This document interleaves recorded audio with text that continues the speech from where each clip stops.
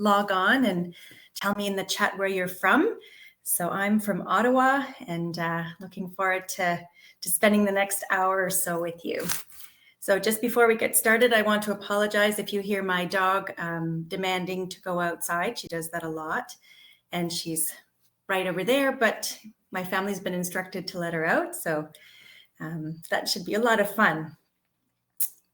So we've got a lot of people from Ontario and one person from Halifax, from Wainwright, from Winnipeg, Gagetown. Wow, I love this. This is fantastic. Cold Lake as well. Wow. What's the weather like in Cold Lake, Jessica?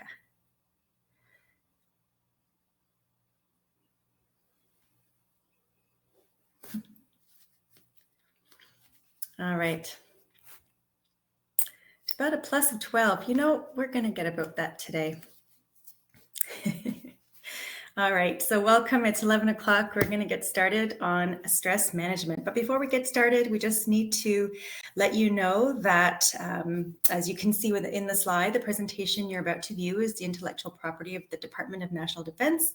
So any recording or transmission of the slides contained in this presentation is strictly forbidden. Some of the topics discussed in this webinar may be of sensitive nature and not appropriate for children, so we ask parental discretion.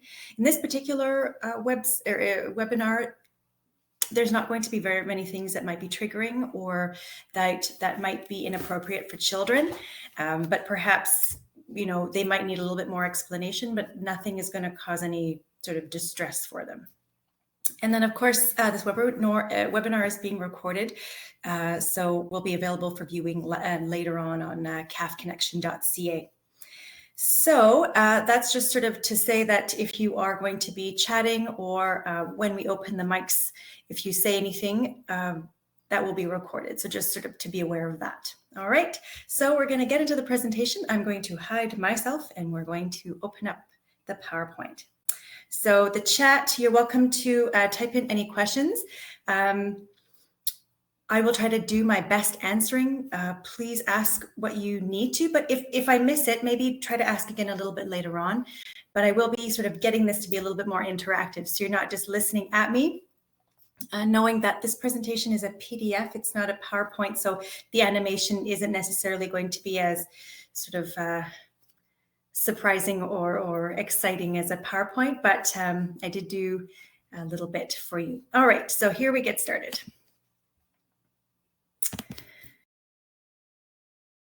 Talk about the secrets of managing stress.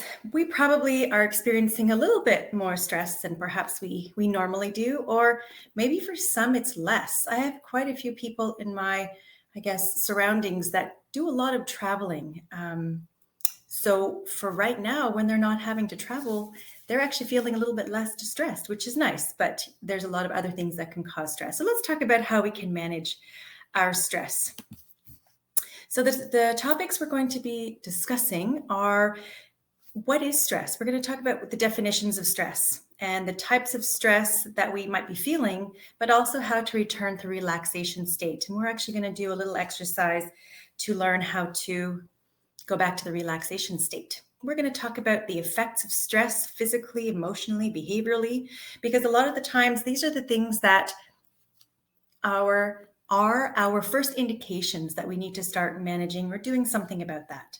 So we're going to learn about how to manage stress and then talk about how to increase our resilience. So what do you think we all have in common? If you guys want to just throw something in the chat, what do we all have in common? Stress. Are we all experiencing some sort of stress?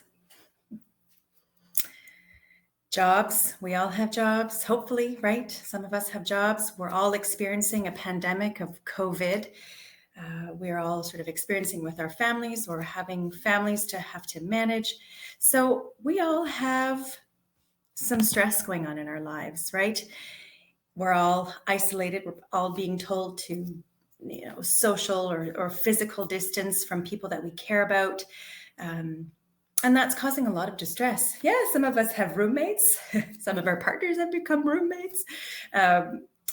but for some of us, we're also lucky to have our pets as roommates as well. So sometimes, it's all in how you see it. But stress is definitely something that we're going to learn how to look at perhaps differently, or maybe see it in a different light. Not all stress is bad, which is really important to remember. If we didn't have any stress in our lives, we would have no reason to get up and to go to make some money to feed our families, or we would have no reason to, pick up the pace to catch a bus, or to right or wrong. Let's say we've been, unfairly or unjustly given something, and we need to fight against that. So sometimes stress can be positive and sometimes it can be negative. So let's talk about how we look at stress. Now, this is very important. I think I'm going to come back to this on a regular basis throughout the presentation. So perception is going to be really important to really understand. We collect information through all of our senses, and then this data gets filtered through our own experiences and results in what we believe to be true. Now, remember that perception and filtering things through our own experiences and results in what we believe to be true. Know that every single one of you reading this is going to have a completely different perception because you have completely different experiences. So even if you're experiencing the same thing as somebody else, you're experiencing it differently. Even if you're in the same conversation, you might be perceiving it differently. You might be hearing it differently. So when we're talking about any type of experience, when we're talking about any situation, we're all going to have different reactions or responses to that particular situation. So important to remember that if you're saying something or experiencing something, if you're in a situation with somebody and you get upset or stressed, they're either not reacting or responding or saying something that you expect, knowing that that experience is very different for them as well. Okay, so very, very important to remember that your perception of the situation is what's being filtered through, and whether you decide that this particular situation is causing you stress or that the situation is not causing you stress and you can totally manage it. So let's talk about what stress is, or the definition of stress.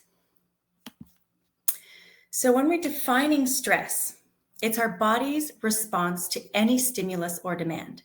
So it's an automatic response. We know that if, let's say, something frightens us, our body will automatically feel something physical, whether you feel hot, whether you start to tense up, whether you feel a knot in your stomach.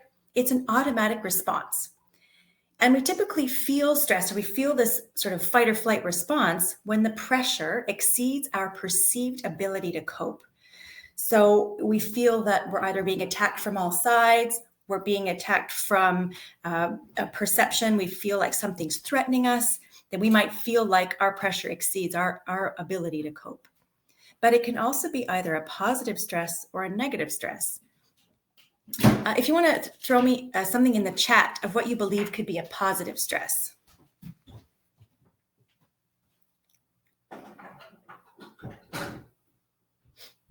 Yeah, a new job, a competition, a family reunion. These are all really great examples because they call us a marriage.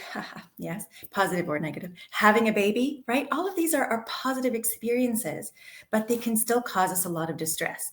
The difference is with positive stress is that we still feel the same reaction or response, but we don't have the negative consequences of cortisol afterwards.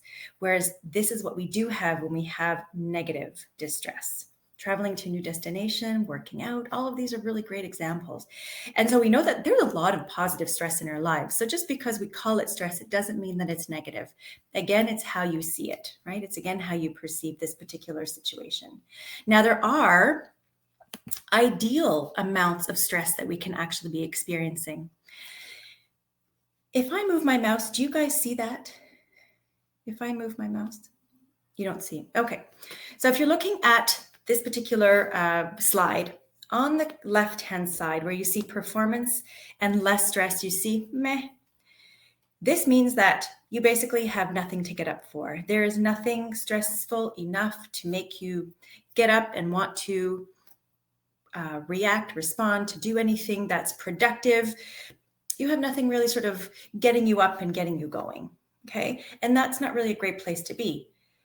When you have just enough stress where you've got my attention, I'm getting up. I have a reason to get up and go to work. I have a reason to connect with a friend. I have a reason to finish this particular task at work. But then I also have enough downtime to be able to rock it when I need to. Rock it is basically where you're at the peak of your stress level, you're still in, let's say, competition mode, you're at peak performance right here. You've been given a task that you're able to accomplish because you have just enough stress to not feel like you're freaking out, where you're feeling like you're overwhelmed. Some of us try to stay in the rocket period, or in the rocket part of this stress too much. We try to make everything 100%. We give 100% to everything, and we don't give ourselves the opportunity for downtime. And so we can't stay there too much. We can't give ourselves or get through that rocking it all the time, because then we're going to start feeling overwhelmed. What if something else happens that we don't have energy for?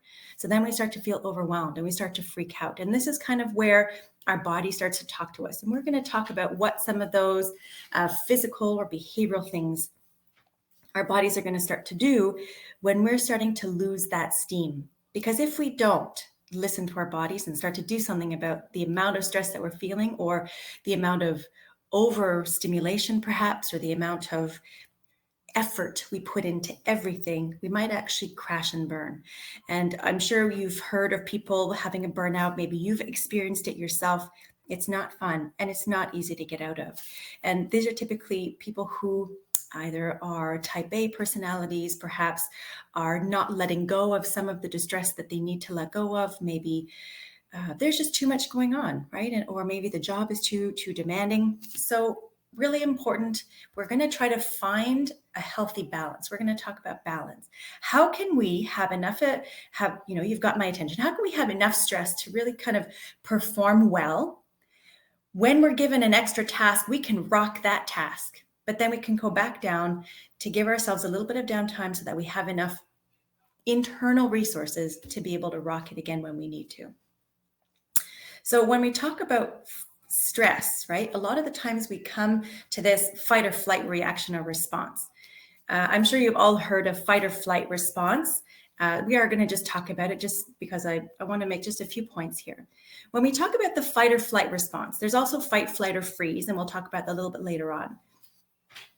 When we get the fight or flight response and we feel like we're able to fight, which means we're able to right a wrong, we're able to, get the job done. We have enough resources to fight the saber-toothed tiger, because the fight or flight response was given to us to survive. If we had something attacking us, it wasn't a perceived threat. It was an actual threat. It was a big animal. And as cave people, we needed to kill it. So we had to get together and fight and have enough energy and feel brave to fight this saber-toothed tiger.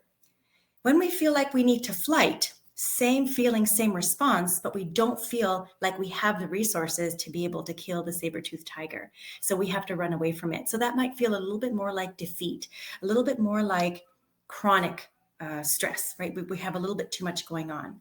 So when we're looking at the fight or flight response, these are some of the things that happen within our bodies. So there's that saber-toothed tiger. So when we look at fight or flight or freeze, our heart rate increases, our breathing rate increases, our muscles get tense, we have a dry mouth, we're sweating, there's a knot in our stomach, but there's also a decreased amount of empathy. So if you think about these cave people and they have to kill it, they don't want to feel empathy for it. So when we have the fight or flight response, there's a lot less thinking happening in our brains. And so if we have a fight or flight response and we feel like we need to attack something, a lot of the times we might say or do things that we regret because we don't have empathy for our threat, for example. So when we look at this being a positive thing, and you think about some of the things you've already told me, like a competition or a workout or, having a baby, all of these things, traveling to new destinations, all of these things are exciting and can get our heart rate up and we feel like we're ready to face this challenge. But if we look at the flight response, and we look at some of the negative things, we can feel like maybe sometimes traffic feels this way because we feel like we're being our time is being imposed upon. Maybe sometimes this might feel like our job, or maybe this might feel like, I don't know, something is actually attacking you, right? And so these are some of the things that we need to know that are going to happen automatically within our bodies. So when we're looking at what actually sends this into our bodies, it's our stress hormones. So our fight, flight, or freeze response, we get adrenaline running through our system. And that's going to be that hormone that's going to give us the energy to run away from something, or give us the energy to fight the saber-toothed tiger. Or you've heard of moms lifting up cars off their kids. That's the adrenaline that comes through our bodies. And that's when we're ready to fight. When we start to be in that fight or flight response over and over again. So we're looking at, you have a fight with your kids in the morning, they won't get out of the door, then you're stuck in traffic, and then you have a job that you don't like, and then you go in and you're given extra work that you need to do, and you just don't feel like you have the time for it. Well, it starts to become chronic. It builds up over time. And another hormone that starts to come in is called cortisol. And cortisol is one of those hormones that is good in the short term, but in the long term, it's not. And we become more susceptible to illness, right? It can impact our immune system. It expands our waistline. So sometimes you might feel like, well, why am I gaining weight? Well, a lot of the time, sometimes it has nothing to do with what you're eating or what you're not eating. It could have a lot to do with the amount of stress that you're experiencing, or whether you're sleeping or not. We'll talk about that a little bit later on. It can increase risk of anxiety or depression. It speeds up the aging process. Look at these poor presidents 8 years after they started. Some of them were quite handsome when they started, and when they were done, well, not so much. That's chronic distress. So let's talk about what stress might look like within your body. So when we're talking about reactions to stress, these are sort of like the initial reactions that your body is going to start telling you that there's a little bit of stress going on in your life that you might want to take care of. So for some people, their stress response, or you might start feeling things physically. So maybe you get headaches. Maybe your muscles get tense around your jaw or your neck area. Maybe you feel like you have back pain, or your heart rate increases. Okay, those are your physical signs. Sometimes we have mental signs where we're easily distracted, or we forget things, or we have irrational thoughts. Okay, we might have a change in our self-image. Mentally is very interesting because we're distracted. We might not be able to focus on things, and we might not be able to make decisions or focus at work.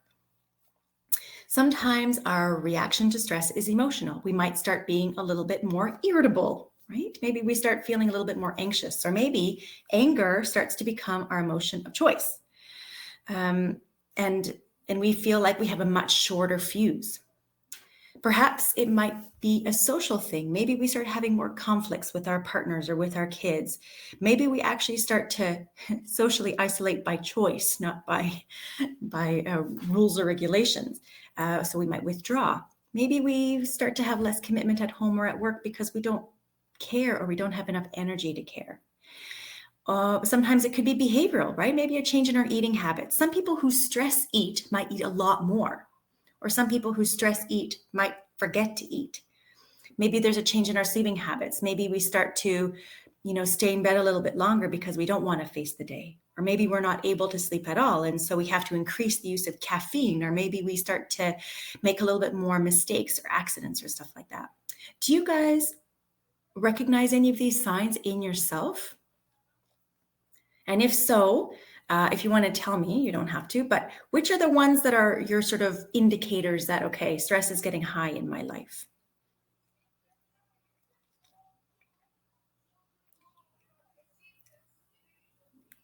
Tense muscles, sleeping habits. Yeah.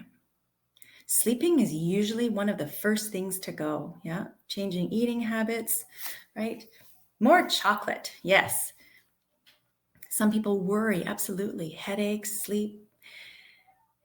You know what's great is that you know what your body is telling you. And when these things start to happen, this is your body indicating that you need to start doing something. You need to start changing some of your either perceptions of the stress that you have. Maybe you've stopped doing self-care because of the amount of stress that you're feeling. Because if you don't do anything and you keep letting your body react or respond this way, these are just our reactions to stress. But if we don't do anything, then we can actually get some chronic stress health issues.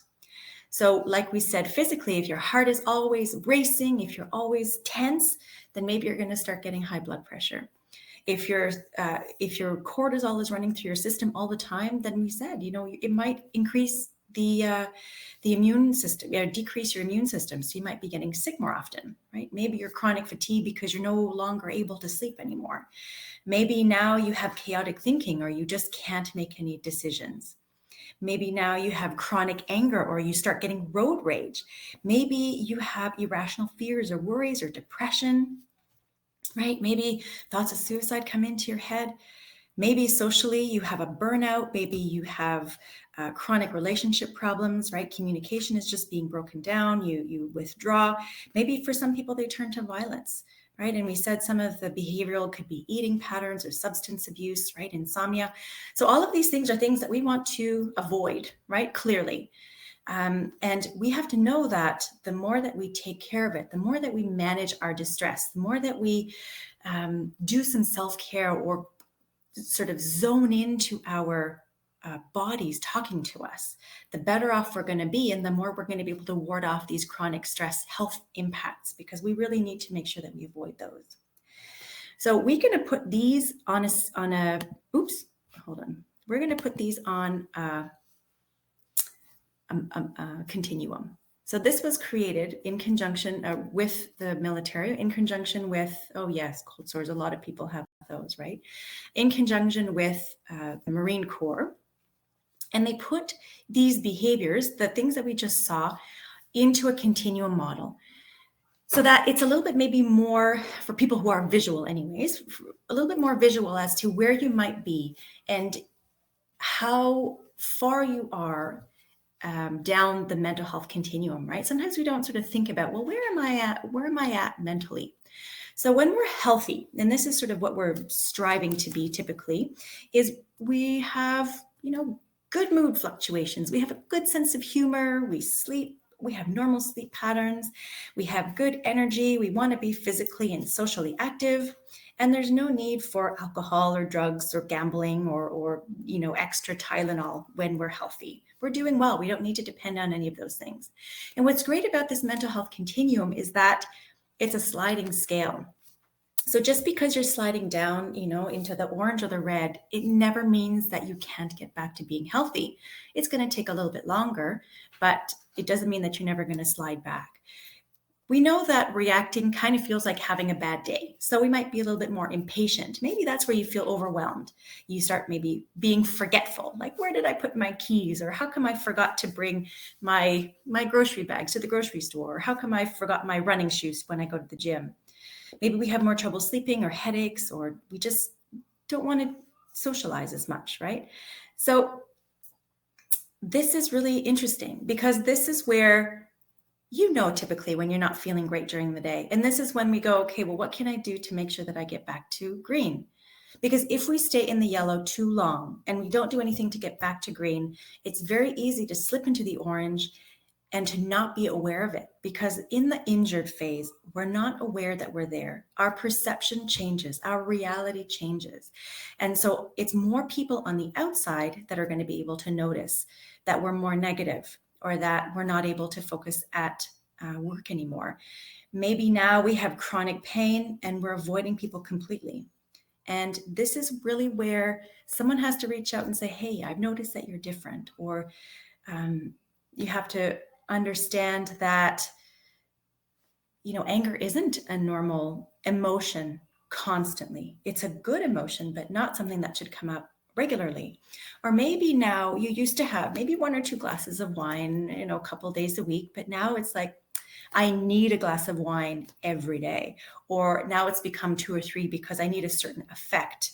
Maybe you're having a little bit more Tylenol or Advil because now you're of your chronic pain, if it's increased, right? Headaches or backaches or whatever. So really important to know that If someone reaches out, or if you're starting to see this continuum and go, oh, I might be in this.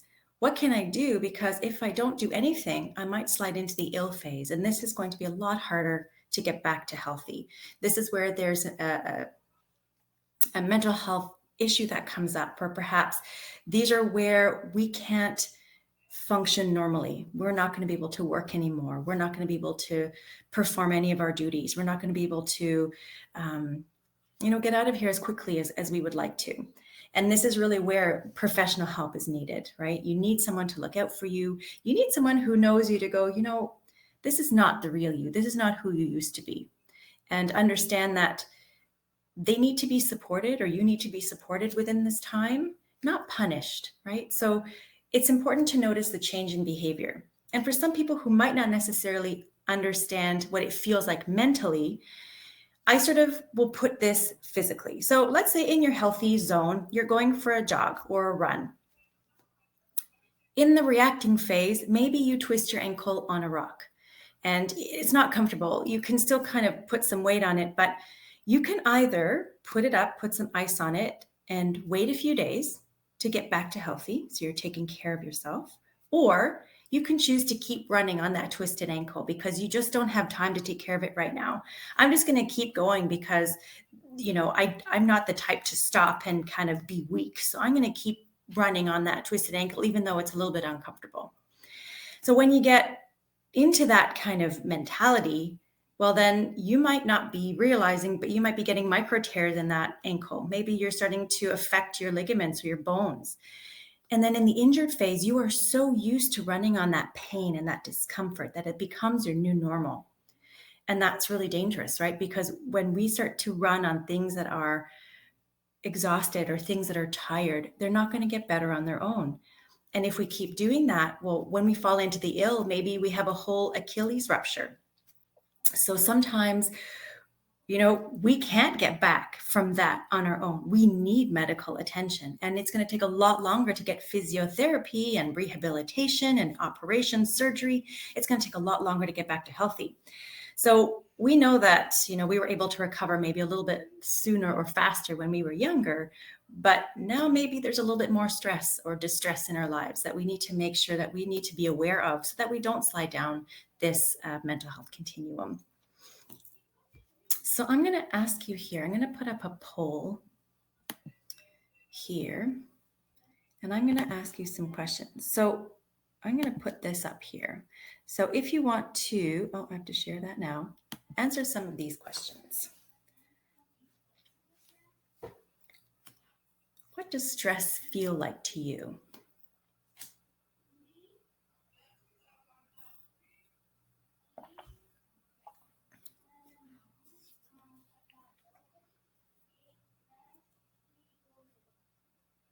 Awesome.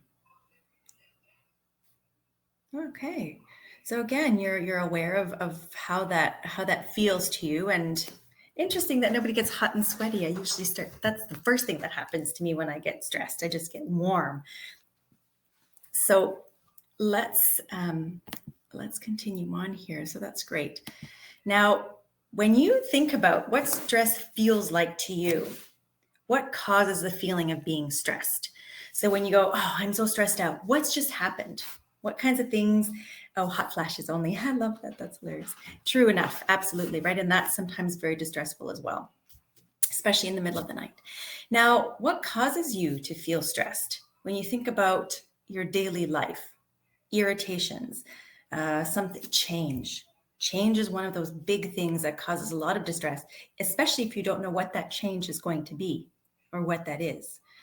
So, is it other people? Is it certain situations? Is it public speaking? Is it going out grocery shopping right now when you feel like, oh my gosh, I feel distressed about just, where's my mask? And do I have to bring gloves and all of these different things? So stressing you, what are your personal warning signs? And these are going to be really, really important to remember. And why do you think it would be important to manage stress? Well, the more we practice healthy stress management, the more we can handle life's demands. So when we feel overwhelmed, remember that it feels like we don't have the resources to attack or accomplish some of the things that are happening to us. We feel overwhelmed. We don't have the resources to make it work. But if we feel like we can manage some of that stress, we can take some of that load off, we can handle even more. And the benefits, we're going to feel healthier and happier and more productive, and reduces the risk of chronic illnesses, some of those illnesses that we've seen already. So I'm going to ask you this. How heavy is this glass of water?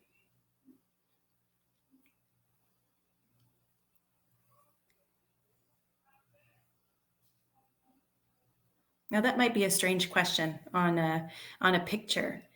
Doesn't it depend on how long you hold on to it?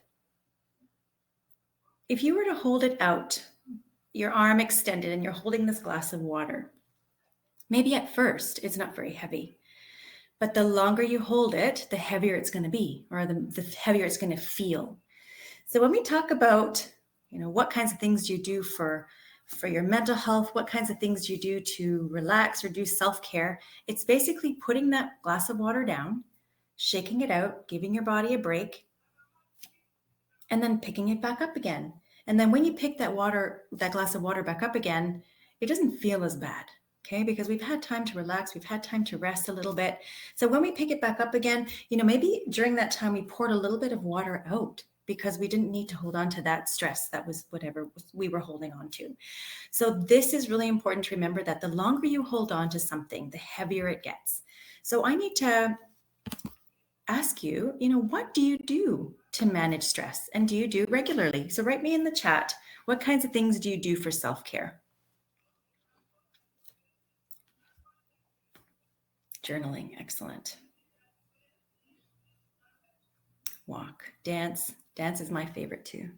Talk with friends, eating healthy, meditate, work out, run, walking the dog, mindfulness. You guys are great. This is amazing. You really know what you need to do. Now, do any of you not know what you do for self-care? Because you know that if you don't know what you do for self-care, you probably don't do it regularly. And that might really be a problem if you don't know. Sometimes with self-care, we think that it has to take a long time. Self-care could be one deep breath. So that's like maybe a minute and a half that we need to do maybe at the beginning of the day. Maybe all we need to do is recite 3 things we're grateful for in our morning or in at night. So when we look at self-care, it's something that has to do with putting that glass of water down, right? Sometimes it could be going for exercise. Sometimes it could be listening to music. Sometimes it could just be stopping and being present, right? It doesn't have to take a lot of time or take a lot of space. It's an important part of our day, because if you think about where you are right now, are you happy? And this sometimes is a difficult question, right? I'm not talking about, are you ecstatic and are you sort of jumping up and down with joy all the time? It's no, are you content with where things are right now? And I know this is a terrible question for right now. This is a very distressful time. This is not something that's normal. But if you were to think about, how are you doing before all of this started? If you were happy, then keep doing what you were doing, because that clearly was working for you. And maybe bring some of that stuff back if you can now, if you're not feeling as happy. But if you say, no, I'm not really happy, I wasn't really happy with how my life was going. Now, you have to also ask yourself, well, do I want to be happy? And if that's yes, then something needs to change. But what's interesting is that you have to change it. No one is going to change it for you. Okay, so when you're finding happiness, you have to make that change. And it might not be changing anything except for your perception. It might not be, a big thing. It could just be a different way of looking at something, or it could just be maybe taking an extra 5 minutes for some self-care. Now that's really important, is that you need to make that change. No one is going to change it for you. But if you don't really want to be happy because, if change takes a lot of work, then keep doing what you're doing. Because if if you don't want to make any changes, nothing changes if nothing changes. Okay, so really important when we look at that. And I'm going to take you through how to make some of those changes if you are looking to change. So we're going to talk about reducing stress, anger, and frustration in your life by placing that situation in your personal power grid. I'm going to take you through the power grid, but first thing we're going to talk about is what can you do to change the situation? We're going to talk about all these things. What do you need to let go of when we're talking about things that you cannot change, even if you try? What is keeping you stuck in that particular situation? And what have you given up on? And sometimes we just, we're too tired to keep fighting with something, so we just stop fighting with it. And this is the personal power grid. This personal power grid, when we first started teaching this in health promotion, and I was explained this, I really understood it. And it's hard to start thinking about how can I apply it to my life. But when you think about any situation, I'm going to 3 just so that we can,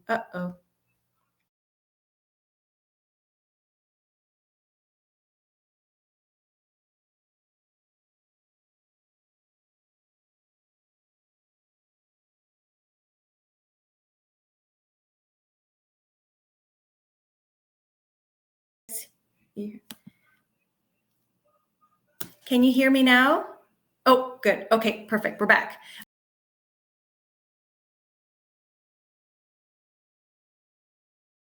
If you look,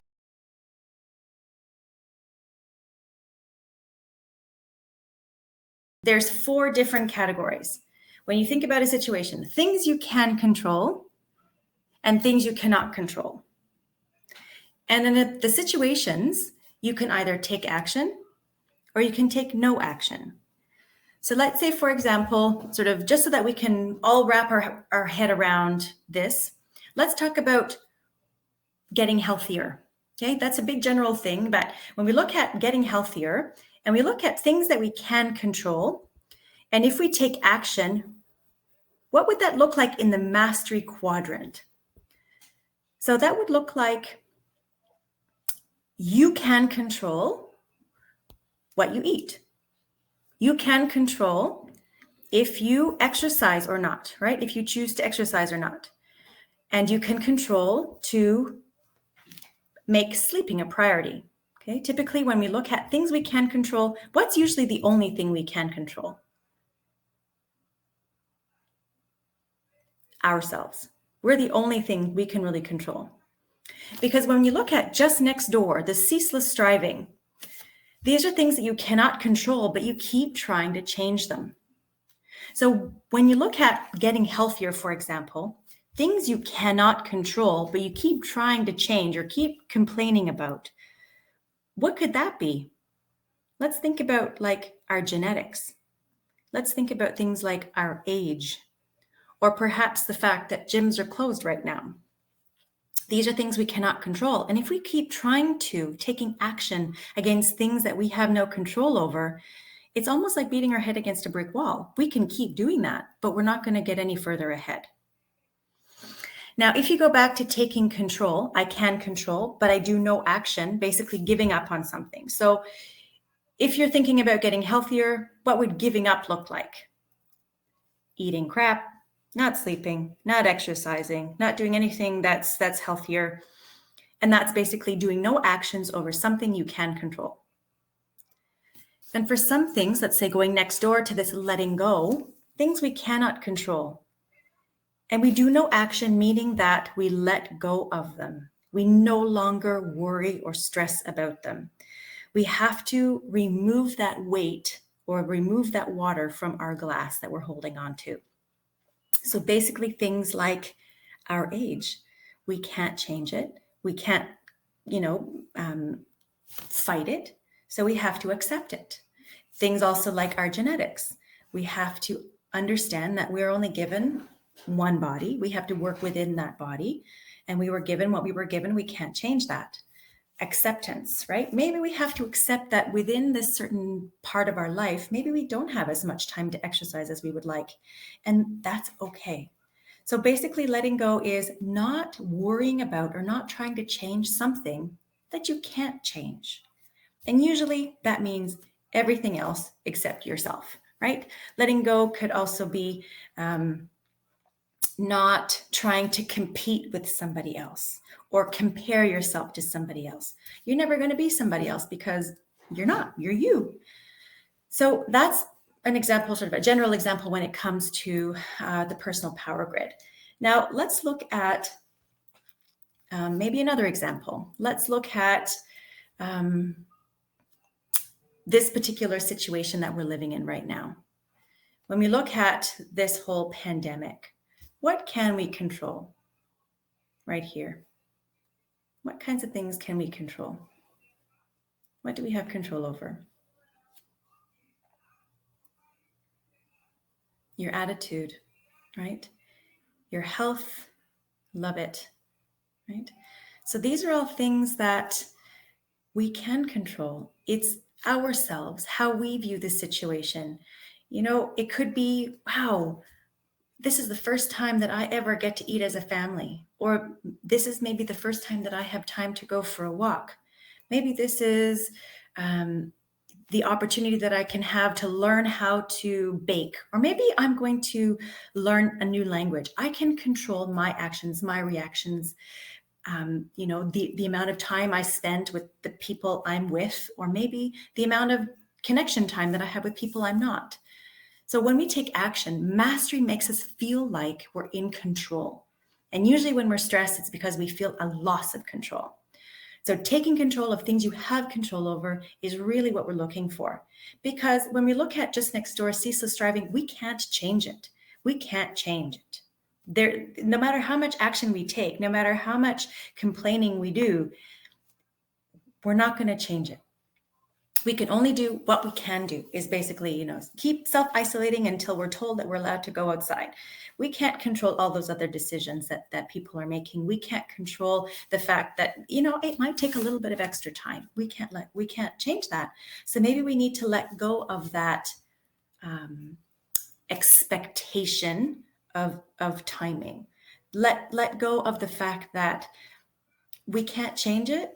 So we have to let go that, you know, maybe we're not going to be able to do certain things until this whole thing is lifted, right? And letting go means genuinely letting go, not letting it worry you, not letting it bother you, because that's going to release a lot of pressure. And just kind of seeing it that way, that, you know, if I have no control over it, I don't want to keep banging my head against a brick wall. I can't strive against something that I cannot change. And giving up basically means, well, going out and not wearing a mask, or not, you know, sanitizing everything that you touch. It's just basically, you know, let's see what happens. So this is the personal power grid. It's a very, very powerful tool, and it's something that you can find on Google Image, just personal power grid. So things that cause stress is the ceaseless striving, right? Things you cannot change, things that will not change, even if you keep trying to change them. Typically, like other people, the weather, right? If you don't like winter, there is nothing you can do to change it. Unfortunately, I have realized that, because I have complained about winter a long time, but you can't change it. So basically everything except you. And giving up is basically not doing anything about what you can change, okay? What you have control over. And that's really staying stuck. And that can be just as distressful as ceaseless striving. Now, things that reduce stress is things that you can do. So taking action over things you can, your reactions and your responses to every situation. So taking control of yourself. And sometimes you need to stop and think about that, you know, like, what every day is causing me stress? Well, am I complaining or doing something that isn't going to change anything? Is it my reaction or responses? Is it my perception that's causing me stress? How can I see it in a different way? Can I let go of that? Can I accept things or people the way they are? Can I let go of expectations that they will change? Because our expectations are typically things that disappoint us the most. So when we look at, you know, what you can do, what you can control, is basically what you think, how you act, and what you do. So if right now you're feeling distressed because you don't know what to do, or maybe you've been thinking about one thing a certain way, let's look at some things that perhaps we can change. So now we're going to go into what can you do to manage stress. Okay, so we're going to focus on things you can control. So let's talk about time management, work-life balance, creating a healthy lifestyle, and we're going to do a relaxation exercise, or what some of the relaxation exercises are. Now, when we look at time management, we look at activities that reflect what is important to you. And sometimes, and I find that typically before this whole pandemic thing, we were probably rushing over everywhere. We were going places. We were putting things that were priorities that really weren't a priority. Have you actually realized that maybe some of those things you weren't prioritizing that you should have been have become more of a priority now? I find that now things that aren't important are just not important, and you can't even do them. I'm loving that I'm not rushing every night doing different activities. Priorities have really been eating with families and spending time with people that we care about, and actually making those priorities and not being like, I just don't have time, right? And being aware of how you are spending your time. These are things that are really important. If you were to write down a schedule or an agenda, what are things you're spending time on? Are they things that are important, right? Do you say, I don't have time for that important thing? Or if you say, I didn't take the time for that important thing, maybe if you say, I don't have time, you feel a little bit more, responsible for that particular thing, right? So looking at what I was told once with time management is look at your bank account and look at your agenda. What are things that you actually spend time on? And are those your actual priorities, right? So let's think about things we should be taking more time for and spending time on our priorities. What about work-life balance? What does work-life balance mean to you?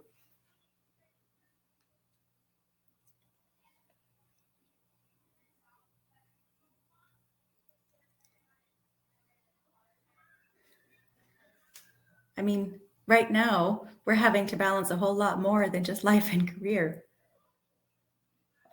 Work-life balance is very hard. It is not something that's easy. But you know what's interesting? Let me ask you a question. If you don't know what work-life balance looks like or feels like, well, what would it look like for you? What if you did have work-life balance? What would that look like for you? Because if you don't know what work-life balance would look like for you, that there's no way you're going to get there. It's like having a destination without a map. So if you were to imagine, what would you be doing more of or less of if you had work-life balance? Because that's really important. Because otherwise you won't know what you're doing, and you're just going to kind of keep doing what you're doing because you're not focusing on things that are priority, right? So yes, it's definitely having satisfaction at work and at home. And if you're not having that, well, how can you rebalance or reshuffle to make things that are more, balanced for you, or things that make you happy at work and at home? Are you adding any of those things in? Are you happy at work and at home? What changes do you need to make? So knowing and having a vision of what work-life balance is for you is going to be really important for you to be able to build that into your own life, especially when we're going to have to go back to work.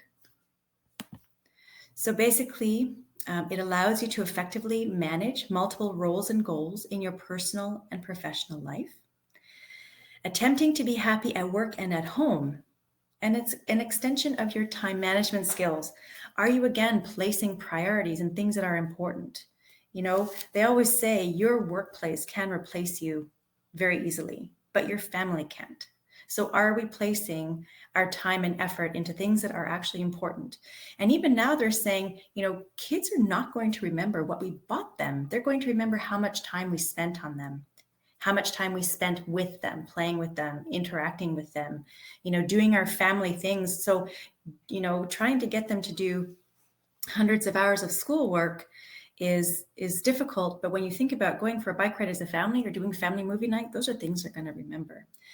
And amen, Jim, try not to bring too much work into your home. Yes, you should actually leave work at work And this is where the whole BlackBerry nonsense came in.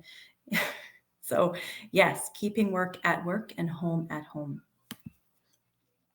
And it also means making sure that you're creating a healthy lifestyle. So when we look at what stress management is, it's basically these three things is your first starting point.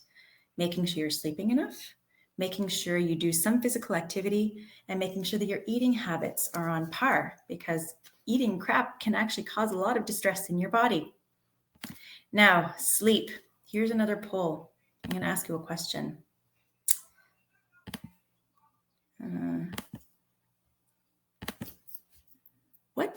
How many minimum hours of sleep do you need? And I'm not talking about how do you need, I'm talking as a general rule for you to actually be able to recover and repair from the day, from your workout, from your eating, from stress.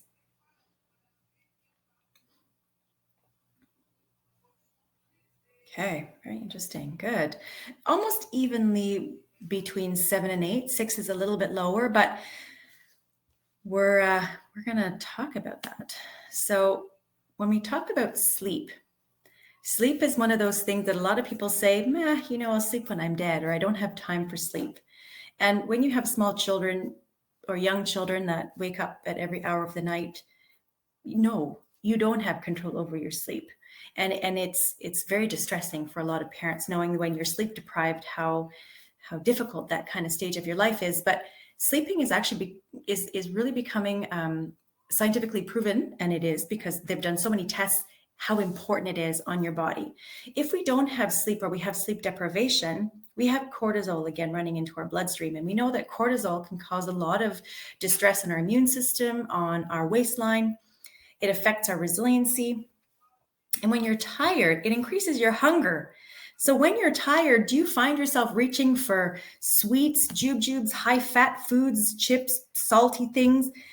We need to get energy, and our body's like, oh my God, I'm tired. I need energy. So I'm going to grab the highest fat thing, the highest sugar thing that's going to give me energy. Fast food. Yes, exactly. So that's why we have more difficult with weight loss. You might not be able to build muscle.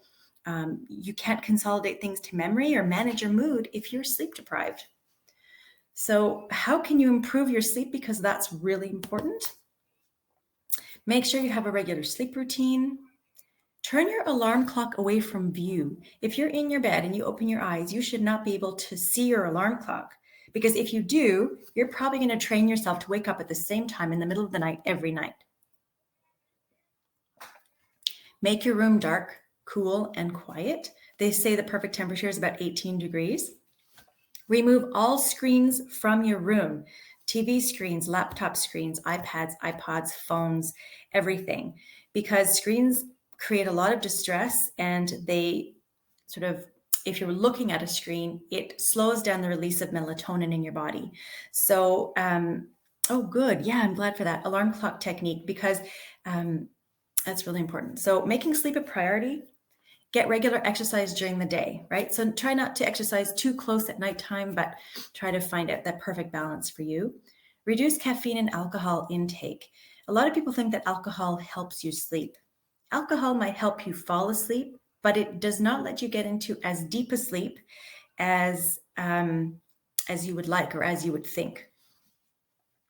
Have a comfortable mattress and pillow, and that should typically go without saying, but a lot of people sleep on mattresses and pillows and wake up uncomfortable or in pain every day. Investing in a mattress and pillow is really, really important. Don't go to bed too hungry or too full. Okay? If you're hungry, have a snack. It's totally okay.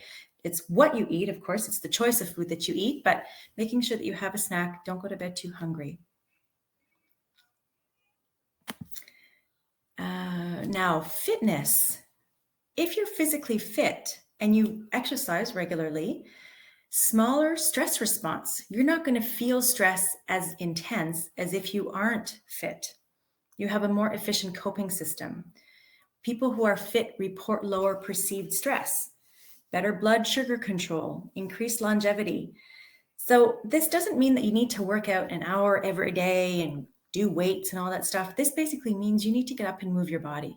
When we look at the fight or flight response, typically it was when we were cave people and we were able to run away from a saber-toothed tiger or exert our anger by killing this big animal, right? Because we had to bring it back to our cave and eat it. So you have to realize that moving is the way that we're going to release some of that tension. It also increases endorphins and it helps with keeping our bodies strong, and getting some fresh air is really important. So if you're thinking about, what can I do to manage distress? Maybe start just walking 20 minutes 3 times a week. As you see down here, it has a really big impact on your physical health. Oops, wrong button.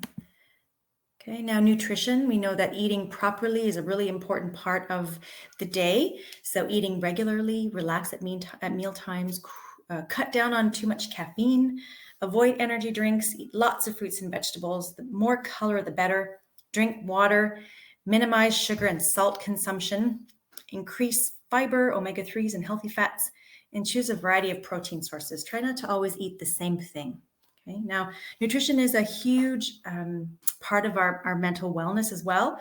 So eating a variety of things is really important, because if we always eat the same thing, we're always getting the same nutrients. Okay. Now, try to avoid alcohol, drugs, nicotine, and gambling if you're trying to manage stress. These are not things that manage stress. These increase your stress, even though they feel good as an escape in the moment. Now, relaxation, exercise, and mental fitness. Also really important. Research has a lot of research has gone into mental fitness exercises, because we realized that just physical fitness isn't enough. We need to make sure we take care of our minds as well. So there are a lot of different physical or mental activities that we can do to manage our stress response. So we can do mindfulness, being present. We can do some yoga, some meditation, some deep breathing, just to kind of, again, put that glass down, release some of that pressure, take a moment for yourself, maybe go internally and ask yourself, how am I doing? Or just take a deep breath so you're able to move forward. That relaxation response is a physical state of deep rest that changes the physical and emotional responses to stress. It decreases the heart rate, blood pressure, breathing rate, tension, and it reduces anxiety and arousal by bringing the body to a physiologically relaxed state. Okay. These are some other different, this is a way that we can practice. So I'm going to actually get you to do this. We have about 4 minutes left, but if you have time to stay a few extra minutes, I have a video at the end, but it's really important. If you want to just maybe sit in front of your computer, close your eyes, and we're going to try a belly breath. Now, first thing I want you to do is close your eyes and focus right now on the way that you're breathing. So just be aware of how you're breathing. And just being aware of how you're breathing is called mindfulness. It's being present with your breath. Now, keep doing that. What I want you to do next when we take a deep breath is you're going to inhale with your belly. So it has to expand, so your diaphragm expands, but you're going to inhale for a count of 4. Then you're going to hold for a count of 4. And then we're going to exhale for a count of 4. Okay, ready? So take a deep breath in for 4, 3, 2, 1, and hold. 3, 2, 1. Exhale slowly. 4, 3, 2, 1. Go back to breathing normally. We're going to do that one more time. So take a deep breath in, expand your belly. Don't let your shoulders come up. Expand your rib cage. Hold. 3, 2, 1. Exhale slowly. 4, 3, 2, 1. Now that's just one simple exercise that you can do anytime you feel stressed or distressed. That's honestly under a minute. And if that's all you have time for, then I promise that that's going to help. Okay. Now let's talk about resilience. Resilience is something that we need to make sure that we get through difficult situations. So it helps us move forward and cope with things that are happening with us. And with resilience, it's something that we can learn and develop because it's an internal resource, which means that we have control over it. We can change something about it. So learning to manage stress increases our resilience because it's the same thing. Resilient people are optimistic and hopeful. Dizziness is your body's immediate response. Yes, that's an oxygen high. Very important. People are more aware of their emotions and behaviors, right? They understand that setbacks and obstacles are part of life. You know, life isn't always easy, clearly. Life isn't always, going to be a breeze. There's always going to be obstacles. There's always going to be things that we need to overcome, and those are learning opportunities. But we have a sense of control over our lives if we think about, what can I do in that situation? Think about, how am I going to solve this problem? Staying connected with others, very important. Our connections are going to be our number one factor in recovery. And also being able to ask for help and know when we need help. Oops, I keep pressing the wrong button.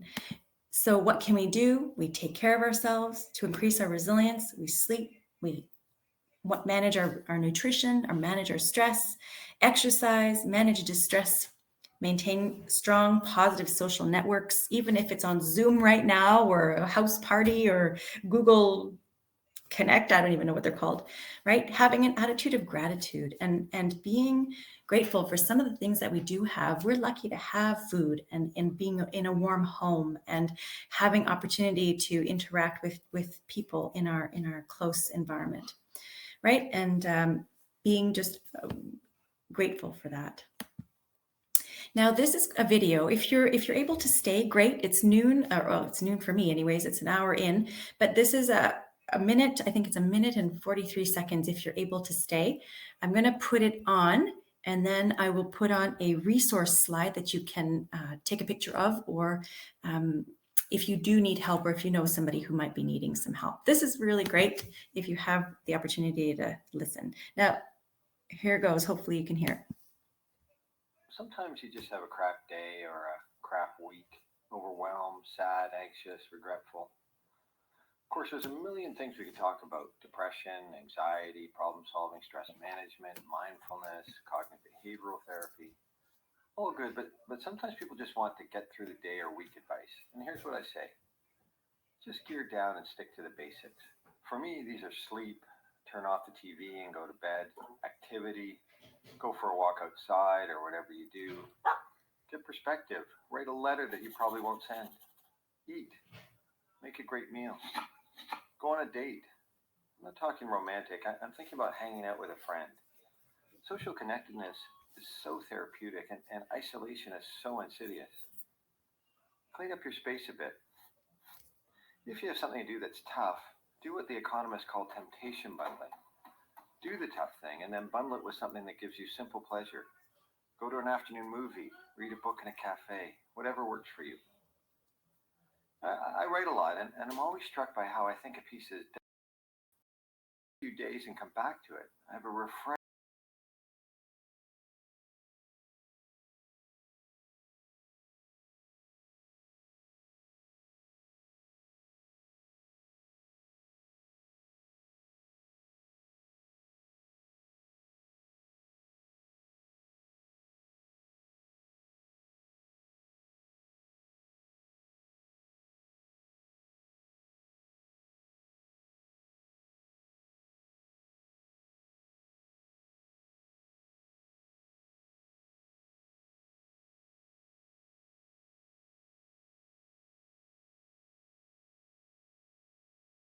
To do if you are having a crap week.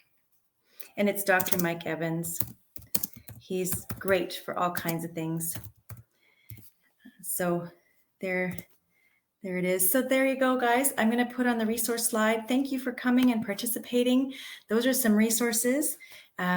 If you want, you can take a picture of it with your phone. We can send you some links, or go to the health promotion website and click on some of those resources. So thanks again. Take good care. If you have any questions, I'll stay back. If you want to put something in the chat, I can definitely put it on. Otherwise, yeah, everybody stay safe and healthy. Thank you, Jessica. That's so important. And stay connected, right? Reach out if you need the help. Thank you very much. Have a great day, guys. But I will stay if you have questions for the chat.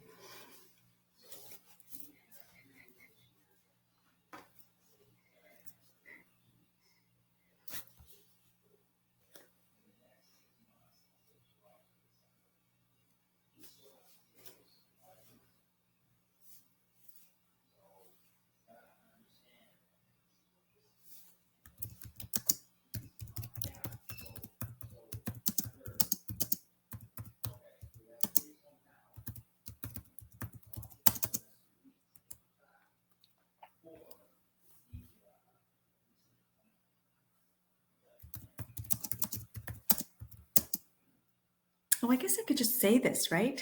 Find a way to be okay with good enough, or find some things that you're able to be good enough with, that you can choose to let go. And it could be small things at first, because that will help you move forward with the bigger things. It's hard sometimes to let something go, especially when you know that it's not perfect or it's not the way you want it. But will anybody else notice? Is anybody else going to see the extra step? Trying something new is really difficult for perfectionism. My daughter's like that. And it's definitely challenging. Or judge? Do you judge yourself, or being judged by others is what you're saying?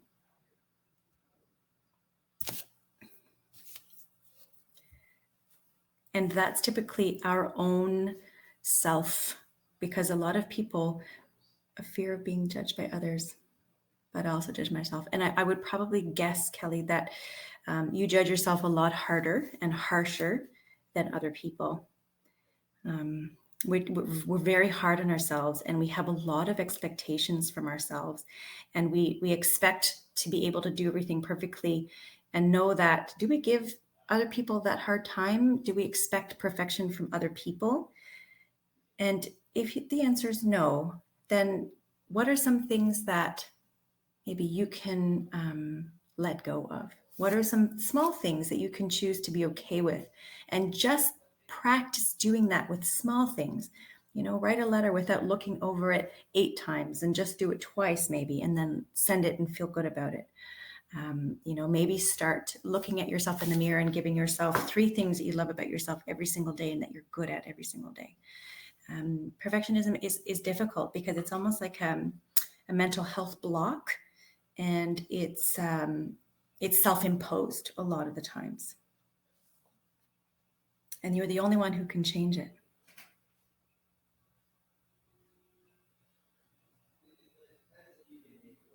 It is hard. Yeah, it is hard. I see my daughter struggling with it all the time, and I'm sure that other people are saying, it's fine, it's good the way it is. Your kids are probably like that too, because they probably see what you're doing, or how hard you are on yourself. And you start by telling them, what I started saying is, you know what, I don't care about the result. I care about how much work you put into something. I don't care about how it turns out. Or not placing the expectation on them that you place on yourself, because they're seeing what you're doing. It's your mirror, it's your reflection, right? They watch, and they see, and they absorb their environment.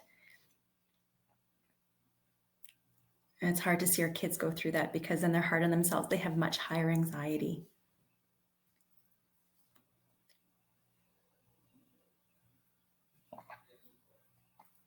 My pleasure. I really hope that helps. Good luck with that. My friend is reading a book called The Art of Not Giving a FUCK. I know that's a terrible thing to say, but she said it's really helping her, because she's also a perfectionist. So maybe try that. Yeah, she said it's great. But start small, and don't be afraid of it. Now is a good time, because you're at home with people that love you. Yeah. Awesome. Good. Anybody else have questions? There's still 6 people here. If you want me to turn on your microphone, just let me know, and I can do that, I think.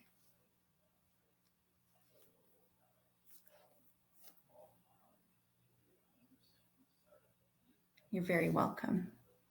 Thank you for participating.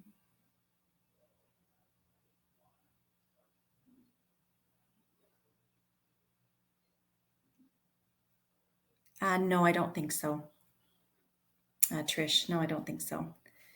Because they're not workshops. And even then, I don't know if there's, again, this is all new, Trish. I'm not sure if you're going to get a confirmation email that you've participated.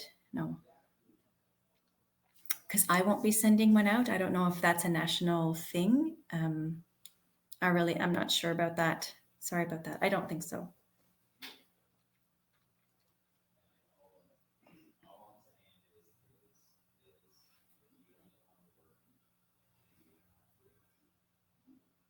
Any other questions?